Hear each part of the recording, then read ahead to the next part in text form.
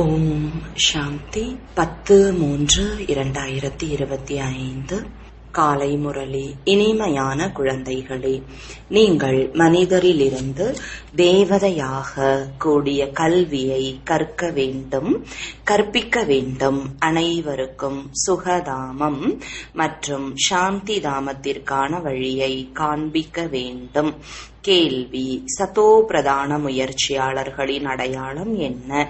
பதில்: அவர்கள் மற்றவர்களையும் தனக்கு சமமாக மாற்றுவார்கள். அவர்கள் அநேகருக்கு நன்மை செய்து கொண்டே இருப்பார்கள். ஞான செல்வத்தினால் பையை நிரப்பிக்கொண்டு தானம் செய்வார்கள். 21 பிறவிகளுக்கு சொத்தை அடைவார்கள். மற்றவர்களுக்கும் கொடுப்பார்கள். பாடல். ஓம் நம சிவாய. ஓம் சாந்தி. பக்தர்கள் யாருக்கு புகழ் பாடுகிறார்களோ அவருக்கு முன்பு நீங்கள் அமர்ந்து உள்ளீர்கள். உங்களுக்கு எவ்வளவு மகிழ்ச்சி இருக்க வேண்டும். சிவாய நமக என்று அவருக்கு கூறுகிறார்கள். நீங்கள் வணங்க வேண்டியது இல்லை. குழந்தைகள் தந்தையை நினைக்கிறார்கள், வணங்குவது இல்லை. இவரும் தந்தையே. இவரிடமிருந்து உங்களுக்கு சொத்து கிடைக்கிறது. நீங்கள் வணங்குவது இல்லை, நினைக்கிறீர்கள். ஜீவ ஆத்மா நினைக்கிறது.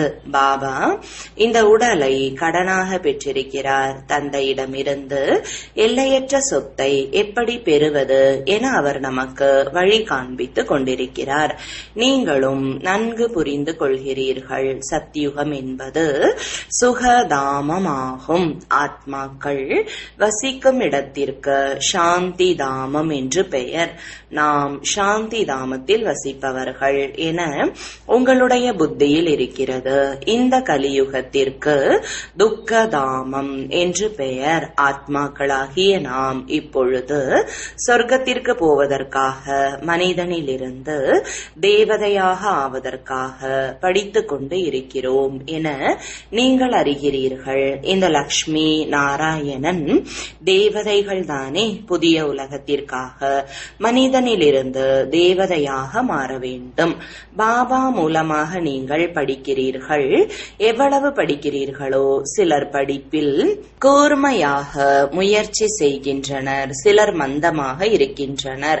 சதோ பிரதானமான முயற்சி செய்பவர்கள் மற்றவர்களையும் தனக்கு சமமாக மாற்றுவதற்காக வரிசைப்படியாக முயற்சி செய்விக்கிறார்கள். பலருக்கு நன்மை செய்கிறார்கள். எந்த அளவு ஞானத்தினால் பையை நிரப்பிக்கொண்டு தானம் செய்கிறார்களோ அவ்வளவு நன்மை நடக்கும். மனிதர்கள் தானம் செய்கிறார்கள். அவர்களுக்கு அடுத்த பிறவியில் அல்ப காலத்திற்கு கிடைக்கிறது. அதில் சிறிது சுகம், மற்றபடி துக்கம்தான். உங்களுக்கோ 21 பிறவிகளுக்கு சொர்க்கத்தின் சுகம் கிடைக்கிறது. சொர்க்கத்தின் சுகம் எங்கே? இந்த துக்கம் எங்கே? எல்லையற்ற தந்தை மூலமாக உங்களுக்கு சொர்க்கத்தில் எல்லையற்ற சுகம் கிடைக்கிறது. ஈஸ்வரன் பெயரில் தானம் புண்ணியம் செய்கிறீர்கள் அல்லவா? அங்கே மறைமுகமாக இருக்கிறது. இங்கே நீங்கள் நேர் எதிரில் இருக்கிறீர்கள் அல்லவா? பக்தி மார்க்கத்தில் இறைவனின் பெயரால் தானம் புண்ணியம் செய்கிறார்கள். அது அடுத்த பிறவியில் கிடைக்கிறது என்பதை பாபா புரிய வைக்கிறார். சிலர் நன்கு செய்கிறார்கள். தீயவை பாவங்கள் செய்யும் பொழுது அதற்கேற்ற பலன் கிடைக்கிறது. இப்பொழுது எதிர்கால சத்யுகத்தில் 21 பிறவிகளுக்கு எப்பொழுதும் சுகமுடையவராக மாறுகிறீர்கள். அதன் பெயரே சுகதாமம் ஆகும். சாந்தி தாமம் மற்றும் சுகதாமத்திற்கான வழி. சாந்தி தாமம் மற்றும் சுகதாமம் செல்வதற்கான எளிதான வழி இதுவே என நீங்கள் பட கண்காட்சிகளில் எழுதலாம். இப்பொழுது கலியுகம் அல்லவா? கலியுகத்திலிருந்து சத்யுகம், அசுத்தமான உலகத்திலிருந்து பரிசுத்தமான உலகத்திற்கு செல்வதற்கான ஒரு பணம் கூட செலவு இல்லாத எளிய வழி என எழுதினால் மனிதர்கள் புரிந்து கொள்வார்கள். ஏனென்றால் கல் புத்தி அல்லவா? பாபா முற்றிலும் எளிதாக்கி புரிய வைக்கிறார். இதன் பெயரே எளிய ராஜயோகம், எளிய ஞானம். பாபா குழந்தைகளாகிய உங்களை எவ்வளவு புத்திசாலியாக ஆக்குகிறார். இந்த லக்ஷ்மி நாராயணன் புத்திசாலி அல்லவா? ஆனால் கிருஷ்ணரை பற்றி என்னவெல்லாமோ எழுதியுள்ளனர். அது அனைத்தும் பொய்யான களங்கம் ஆகும். கிருஷ்ணர், அம்மா நான் வெண்ணெயை சாப்பிடவில்லை என கூறுகிறார். இப்பொழுது இதன் பொருளையும் புரிந்து கொள்ளவில்லை.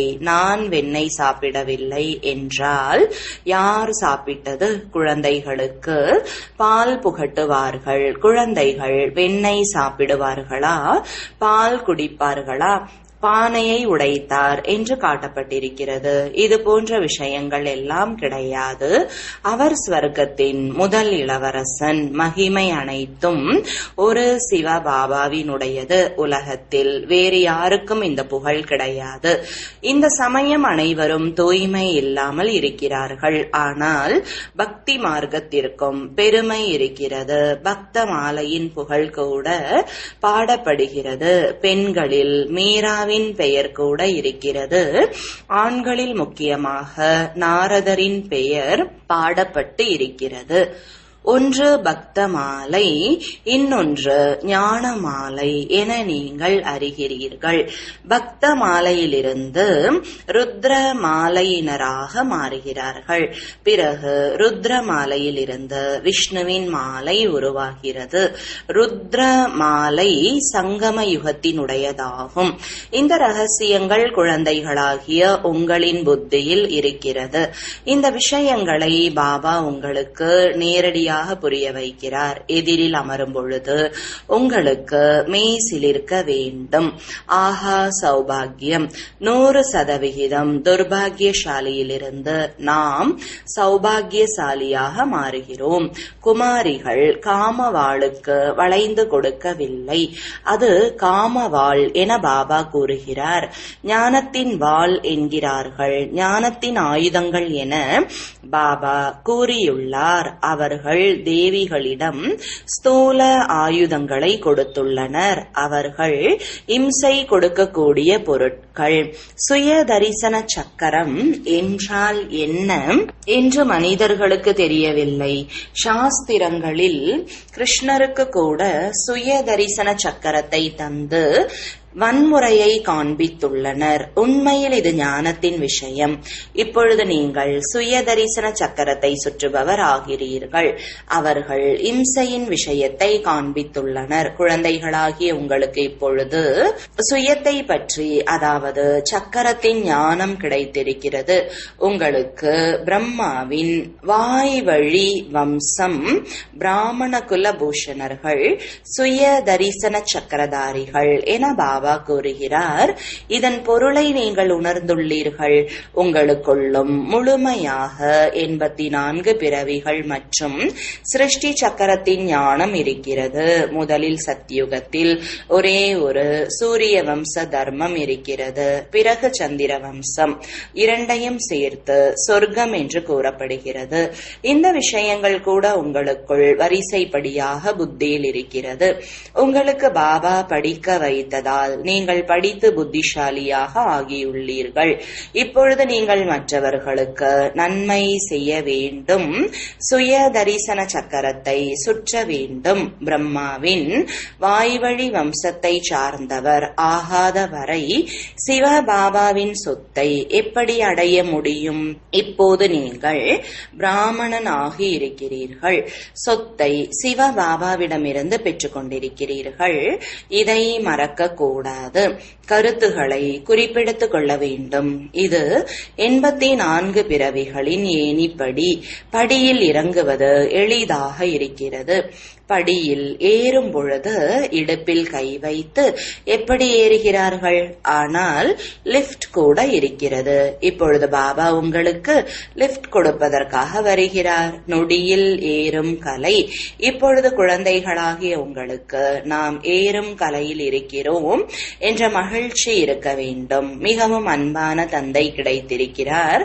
அவரை போன்ற அன்பான பொருள் எதுவும் இல்லை. சாது சந்நியாசிகள் போன்ற அனைவரும் அனைவரும் அந்த ஒரு நாயகனை நினைக்கிறார்கள். அனைவரும் அவருடைய நாயகிகள். ஆனால் அவர் யார் என்று புரிந்து கொள்ளவில்லை. சர்வ வியாபி என்று மட்டும் கூறுகிறார்கள். சிவபாபா இவர் மூலமாக நம்மை படிக்க வைக்கிறார் என நீங்கள் அறிகிறீர்கள். சிவபாபாவிற்கு தன்னுடையது என உடல் இல்லை. அவர் பரம ஆத்மா ஆவார். பரம் ஆத்மா என்றால் பரமாத்மா. மற்றபடி அனைத்து ஆத்மாக்களின் உடலுக்கு என்று தனித்தனி பெயர் இருக்கிறது. ஒரே ஒருவர் பரமாத்மா, அவர் பெயர் சிவன். பிறகு மனிதர்கள் பல பெயர்களை வைத்து விட்டார்கள். விதவிதமான ஆலயங்களை கட்டியிருக்கிறார்கள். இப்பொழுது நீங்கள் பொருளை புரிந்து கொள்கிறீர்கள். மும்பையில் பபுல்நாத் ஆலயம் இருக்கிறது. இந்த சமயம் உங்களை முள்ளிலிருந்து மலராக மாற்றுகிறார். உலகத்திற்கு அதிபதியாக ஆக்குகிறார். முதல் முக்கியமான விஷயம், ஆத்மாக்களாகிய நம்முடைய தந்தை ஒருவரே. அவரிடமிருந்து பாரதவாசிகளுக்கு சொத்து கிடைக்கிறது. இந்த லக்ஷ்மி நாராயணன் பாரதத்திற்கு அதிபதி அல்லவா? சீனாவிற்கு இல்லை. சீனாவினராக இருந்தால் முகம் வேறு விதமாக இருந்திருக்கும். இவர்கள் பாரதத்தை சார்ந்தவர்கள். முதலில் வெள்ளையாகவும் பிறகு கருப்பாகவும் மாறுகிறார்கள். ஆத்மாவில் அழுக்கு படுகிறது, கருப்பாகிறார்கள். அனைத்திற்கும் எடுத்துக்காட்டு இவரே. குளவி புழுவை மாற்றி தனக்கு சமமாக உருவாக்குகிறது. துறவிகள் என்ன மாற்றுகிறார்கள்? வெள்ளை ஆடை அணிந்தவர்களை காவி அணிய வைத்து தலை வணங்க வைக்கிறார்கள். நீங்கள் இந்த ஞானத்தை எடுக்கிறீர்கள். இந்த லக்ஷ்மி நாராயணரை போன்று அழகு உடையவராக மாறுகிறீர்கள். இப்பொழுது இயற்கை கூட தமோ பிரதானமாக இருக்கிறது. இந்த பூமியும் தமோ பிரதானமாக இருக்கிறது. நஷ்டத்தை ஏற்படுத்துகிறது. ஆகாயத்தில் புயல் அடித்தால் எவ்வளவு நஷ்டம் ஏற்படுகிறது? தொல்லைகள் ஏற்பட்டு கொண்டே இருக்கிறது. இப்பொழுது இந்த உலகத்தில் துக்கம் நிறைந்திருக்கிறது. அங்கேயோ பரம சுகம் இருக்கும். பாபா பரம துக்கத்திலிருந்து பரம சுகத்திற்கு அழைத்து செல்கிறார். இது அழிய போகிறது. பிறகு அனைத்தும் தூய்மையாகி விடுகிறது. இப்பொழுது நீங்கள் முயற்சி செய்து தந்தையிடமிருந்து எவ்வளவு சொத்தை அடைகிறீர்களோ அவ்வளவு அடையுங்கள். இல்லை என்றால் கடைசியில் வருத்தப்பட வேண்டியிருக்கும். தந்தையே வந்தார், ஆனால் எதையும் அடையவில்லை. மூங்கில் காடு தீ பற்றி எரியும். அப்பொழுது கும்பகர்ணனுடைய தூக்கத்தில் இருந்து விழிப்பார்கள் என்று கூறப்பட்டிருக்கிறது. பிறகு ஐயோ ஐயோ என கதறிக்கொண்டே இறப்பார்கள். ஐயோ ஐயோ என்பதற்கு பிறகு வெற்றி முழக்கம் ஏற்படும். கலியுகத்தில் ஐயோ என்று கதறுகிறார்கள். ஒருவருக்கொருவர் அடித்துக் கொண்டே இருக்கிறார்கள். அநேகர் இறப்பார்கள். கலியுகத்திற்கு பிறகு நிச்சயம் சத்யுகம் வரும். இடையில் இது சங்கமமாகும். இதற்கு புருஷோத்தம யுகம் என கூறப்படுகிறது. பாபா தமோ பிரதானத்திலிருந்து சதோ பிரதானமாக மாறுவதற்கான வழியை நன்கு தெரிவிக்கிறார். என்னை நினைவு செய்யுங்கள், வேறு எதுவும் செய்ய வேண்டியது இல்லை. இப்பொழுது குழந்தைகளாகிய நீங்கள் தலை வணங்க வேண்டியது இல்லை. பாபா முன்பு யாராவது கை கூப்பினால், பாபா ஆத்மாவாகிய உனக்கும் கை இல்லை, தந்தைக்கும் கை இல்லை, பிறகு யாரை வணங்குகிறீர்கள்? கலியுக பக்தி மார்க்கத்தின் அடையாளம் ஒன்று கூட இருக்கக்கூடாது. ஆத்மா, நீங்கள் ஏன் கை கூப்புகிறீர்கள்? தந்தையாகிய என்னை மட்டும் நினைவு செய்யுங்கள். நினைத்தல் என்றால் கை கூப்புவது கிடையாது. மனிதர்கள் சூரியனுக்கு முன்பும் கை சேர்த்து வணங்குகிறார்கள். யாராவது மகாத்மா என்றாலும் வணங்குகிறார்கள். நீங்கள் கை வணங்க வேண்டியது இல்லை. இது என்னால் கடனாக பெறப்பட்ட உடலாகும். ஆனால் சிலர் கை வணங்கினால் திரும்ப கை கூப்ப வேண்டியுள்ளது.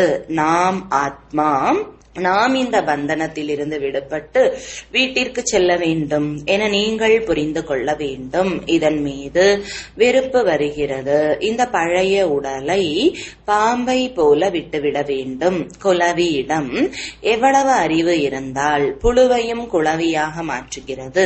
குழந்தைகளாகிய நீங்களும் யார் விஷக்கடலில் மூழ்கி இருக்கிறார்களோ அவர்களை அதிலிருந்து பார்க்கடலுக்கு கொண்டு செல்ல வேண்டும். செல்லுங்கள் சாந்தி தாமத்திற்கு என இப்போது பாபா கூறுகிறார். மனிதர்கள் அமைதிக்காக எவ்வளவு தலையை உடைத்துக் கொள்கிறார்கள். துறவிகளுக்கு சொர்க்கத்தின் ஜீவன் முக்தி கிடைப்பதில்லை. ஆம், முக்தி கிடைக்கிறது. துக்கத்திலிருந்து விடுபட்டு சாந்தி தாமத்திற்கு சென்று அமர்ந்து கொள்கிறார்கள். இருப்பினும் ஆத்மா முதலில் ஜீவன் முக்தியில் வருகிறது. பிறகு வாழ்க்கையின் பந்தனத்தில் வருகிறது. ஆத்மா சதோ பிரதானமாக இருக்கிறது. பிறகு படியில் இறங்குகிறது. முதலில் சுகத்தை அனுபவித்து பிறகு மெல்ல மெல்ல இறங்கி தமோ பிரதானமாக ஆகிவிடுகிறது. இப்பொழுது அனைவரையும் மீண்டும் அழைத்து செல்வதற்காக தந்தை வந்துள்ளார். என்னை நினைவு செய்யுங்கள், தூய்மையாக ஆகிவிடுவீர்கள் என பாபா கூறுகிறார். மனிதர்கள் சரீரத்தை விடும் பொழுது மிகவும் துன்பத்தை அனுபவிக்கிறார்கள். ஏனென்றால் தண்டனை அனுபவிக்க வேண்டி இருக்கிறது என பாபா புரிய வைத்துள்ளார். காசியில் கிணற்றில் விழுந்து இறக்கிறார்கள். ஏனென்றால் சிவனுக்கு அர்ப்பணம். ஆனால் முக்தி கிடைக்கும் என கேள்விப்பட்டுள்ளார்கள். இப்பொழுது நீங்கள் அர்ப்பணமாகிறீர்கள் அல்லவா? எனவே பக்தி மார்க்கத்தில் கூட அந்த விஷயங்கள் நடக்கிறது. எனவே சிவனிடம் சென்று அர்ப்பணமாகிறார்கள். இப்பொழுது யாரும் திரும்பி போக முடியாது என பாபா புரிய வைக்கிறார். ஆம், இவ்வளவு அர்ப்பணம் ஆகிறோம் என்றால் பாவங்கள் விலகுகிறது. கணக்கு வழக்கு புதியதாக ஆரம்பமாகிறது. நீங்கள் இந்த சிருஷ்டி சக்கரத்தை அறிந்து கொண்டீர்கள். இந்த சமயம் அனைவருடையதும் இறங்கும் கலையாகும். நான் வந்து சத்கதி அளிக்கிறேன் என பாபா கூறுகிறார்.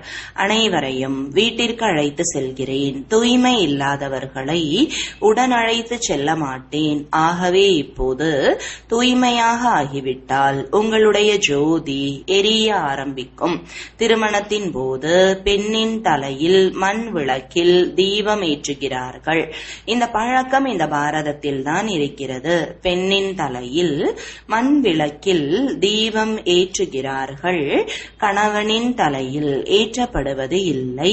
ஏனென்றால் கணவனை ஈஸ்வரன் என கூறுகிறார்கள். ஈஸ்வர் மீது எப்படி ஜோதி ஏற்றுவார்கள்?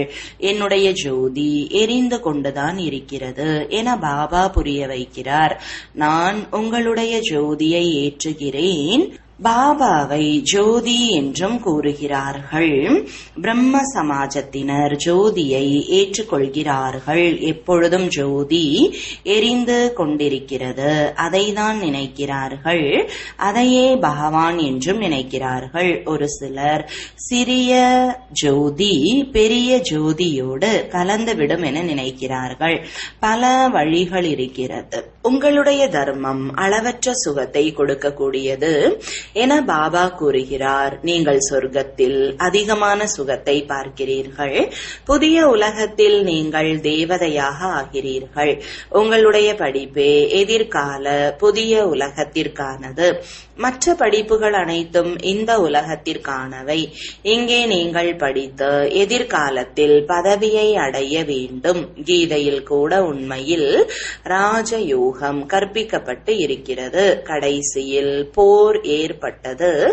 எதுவுமே இல்லை. பாண்டவர்களுடன் நாயை காண்பிக்கிறார்கள். இப்பொழுது நான் உங்களை தேவி தேவதையாக மாற்றுகிறேன் என பாபா கூறுகிறார்.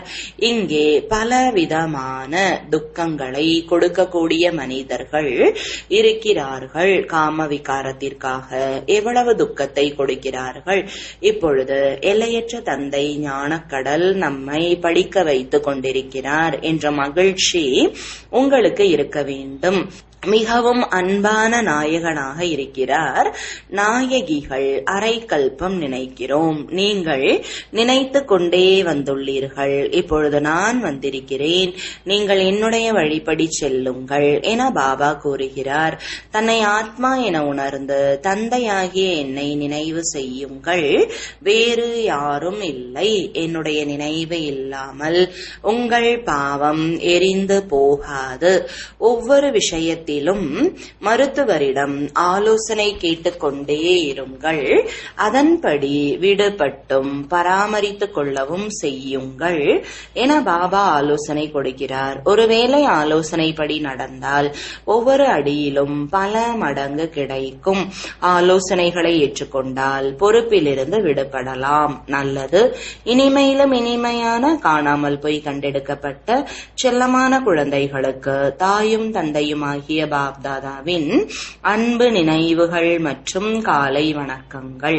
ஆன்மீக குழந்தைகளுக்கு ஆன்மீக தந்தையின் வணக்கங்கள். ஆன்மீக தந்தைக்கு ஆன்மீக குழந்தைகளின் அன்பு நினைவுகளும் வணக்கங்களும். தாரணைக்கான முக்கிய சாரம். முதலாவது, எல்லையற்ற தந்தையிடமிருந்து எல்லையற்ற சொத்தை அடைய நேரடியாக ஈஸ்வரன் பெயரில் தானம் புண்ணியம் செய்ய வேண்டும். ஞான செல்வத்தினால் பையை நிரப்பிக்கொண்டு அனைவருக்கும் கொடுக்க வேண்டும். இந்த புருஷோத்தம யுகத்தில் தன்னை அனைத்து பந்தனங்களிலிருந்தும் விடுவித்துக் கொண்டு ஜீவன் முக்தி அடைய தயாராக வேண்டும்.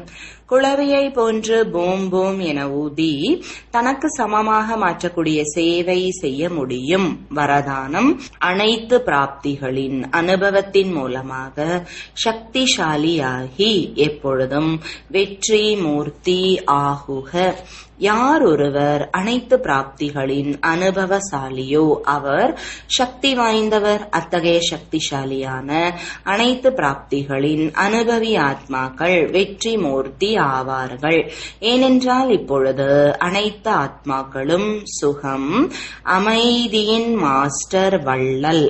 அவ்வாறு இருந்தால்தானே அனைவரையும் திருப்தி செய்ய முடியும். எப்படி அயல் நாட்டில் ஒரே கடையில் அனைத்து பொருட்களும் கிடைப்பது போல நீங்கள் ஆக வேண்டும். பொறுமை சக்தி உள்ளது, எதிர்கொள்ளும் சக்தி இல்லை என்று இருக்கக்கூடாது. அனைத்து சக்திகளின் சேமிப்பு இருக்க வேண்டும். அப்பொழுதுதான் வெற்றி மூர்த்தி ஆக முடியும். ஸ்லோகன், விதிமுறைகள்தான் பிராமண வாழ்க்கையின் பாதச்சுவடு. அடிமீது அடி வைப்பது என்பது இலக்கை நெருங்குவதாகும். அவ்யக்த சமிஞ்சை, சத்தியம் மற்றும் பண்பு நிறைந்த கலாச்சாரத்தை தனதாக ஆக்குங்கள். சத்தியமும் நாகரிகமும் தனது பண்பு. இப்பொழுதெல்லாம் சிலர் முக்கியமாக ஒரு வார்த்தையை பயன்படுத்துகிறார்கள். என்னால் பொய்யை பார்க்க இயலாது, பொய்யை கேட்க முடியாது. பொய்யை பார்த்தாலோ கேட்டாலோ உள்ளம் கொதிக்கிறது. ஆனால் பொய்யான ஒருவரை பார்த்து உள்ளம் கொதிக்குமானால் அதுவும் பொய்தான். பொய்யை அழிக்க தனக்குள் சத்தியம் எனும் சக்தியை கையாளுங்கள். ஓம் சாந்தி.